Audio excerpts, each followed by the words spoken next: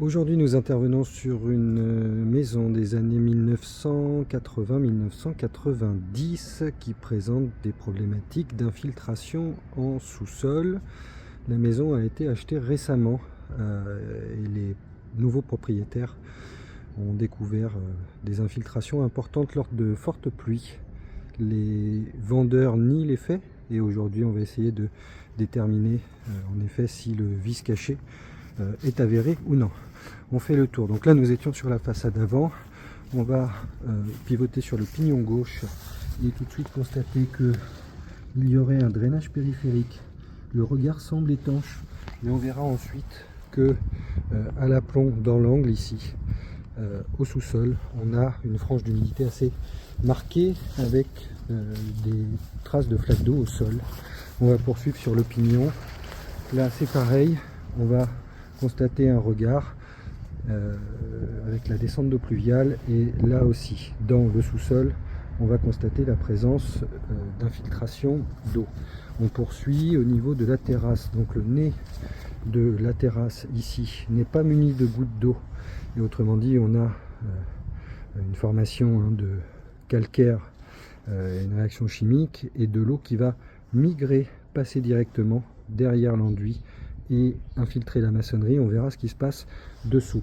Par ailleurs, cette terrasse semble présenter un défaut d'aplomb et pencher vers l'intérieur de la maison.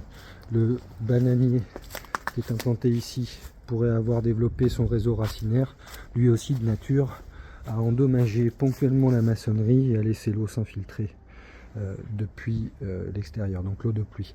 On voit ici donc l'état de la terrasse, cette terrasse qui présente des défauts manifestes d'étanchéité. On voit qu'on a des mousses et de manière globale de la végétation qui a poussé, y compris ici en cueilli avec le mur, donc à l'angle entre le mur et la terrasse. On va poursuivre, je vous montrerai ensuite dans le sous-sol ce qui se produit. On voit ici qu'on a une véranda, que cette véranda repose sur la terrasse, que l'étanchéité du sous-bassement, le sous-sol se trouve sous nos pieds ici, que l'étanchéité du sous-bassement est particulièrement dégradée. Comme vous avez une étanchéité dégradée de ce niveau-là, on peut imaginer que ce qui se passe dessous avec le frottement des terres est sensiblement égal. On va également constater que la descente d'eau pluviale de la terrasse ici est par terre, elle n'est plus raccordée, donc toutes les eaux de pluie vont tomber de manière très localisée dans l'angle de la construction. On va poursuivre, je vous emmène dans le sous-sol, on voit ce qui se passe. Donc nous revenons par la façade avant et accédons au sous-sol par le garage. On voit ici déjà une première infiltration qui se produit en correspondance avec le pignon droit, par lequel nous ne pouvons pas accéder parce que c'est en limite de propriété.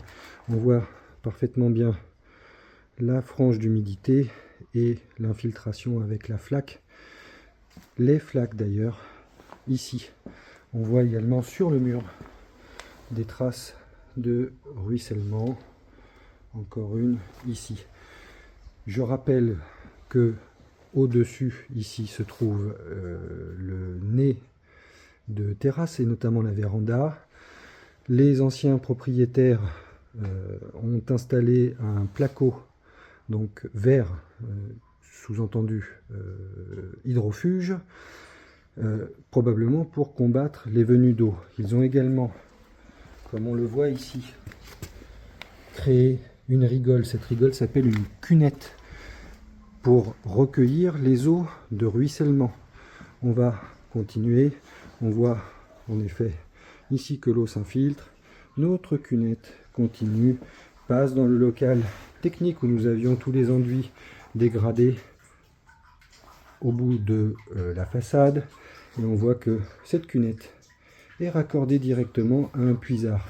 On voit parfaitement bien ici les flaques d'eau et les infiltrations d'eau qui se produisent. Au-dessus, là-haut, nous avons le bananier. Sur cette partie-là, on se retourne et je vous ai montré également les problématiques d'infiltration avec la végétation Au-dessus, là, nous avons le mur de la maison qui monte et la terrasse ici horizontale. On voit qu'on a également des traces d'écoulement, donc des traces d'infiltration qui se sont produites et produites certainement depuis longtemps quand on voit la cristallisation ici des sels. À noter qu'il y a également de l'autre côté l'eau qui a migré au travers de la maçonnerie en parpaing et qui passe au niveau d'une boîte de dérivation électrique avec un risque d'électrocution. C'est pareil, ici ce qu'on voit, les stalactites ne peuvent être extrêmement récents.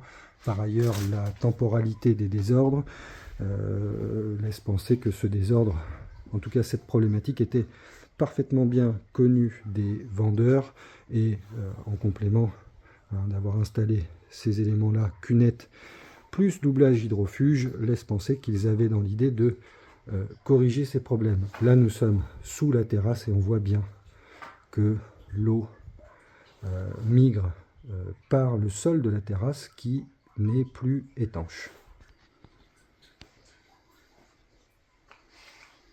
Restez jusqu'au bout de la vidéo, je vous donne les solutions, je vous explique les vis cachées et pourquoi ce dossier est recevable et que les suites pourraient être favorables. Définition. Vis cachée ou dol. Article 1137 du Code civil. Le dol est le fait pour un contractant d'obtenir le consentement de l'autre par des manœuvres ou des mensonges.